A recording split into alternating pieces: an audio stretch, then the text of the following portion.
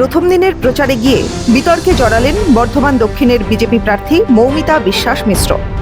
নির্বাচনী প্রচারে টাকা বিলির অভিযোগ ওঠে তাঁর বিরুদ্ধে। ভাইরাল হয়েছে একটি ভিডিও। সেখানে দেখা যাচ্ছে একজনের হাতে টাকা দিচ্ছেন বিজেপি প্রার্থী। সেই প্রচারকে কেন্দ্র করেই তৈরি হয় তুমুল বিতর্ক।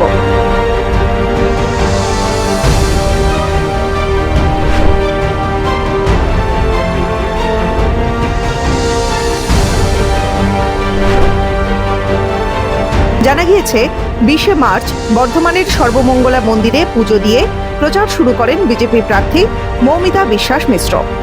সেখানে স্থানীয় খ্যাপাদা নামক এক ব্যক্তির সঙ্গে কথা বলার সময় এই ঘটনা ঘটে।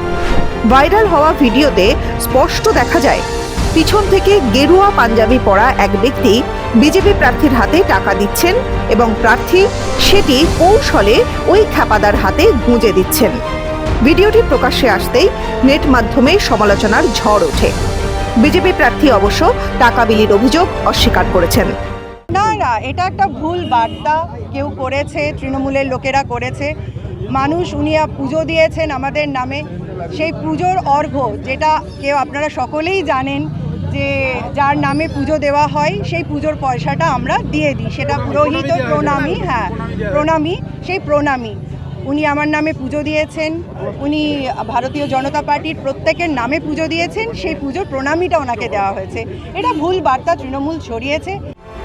নির্বাচনী বিধিভঙ্গের অভিযোগ তুলে অবিলম্বে নির্বাচন কমিশনে নালিশ জানাতে চলেছে রাজ্যের শাসক দল তৃণমূল কংগ্রেস। এমনিতেই বিজেপি এমন একটা দল যারা কোনো আইন কানুন মানে না।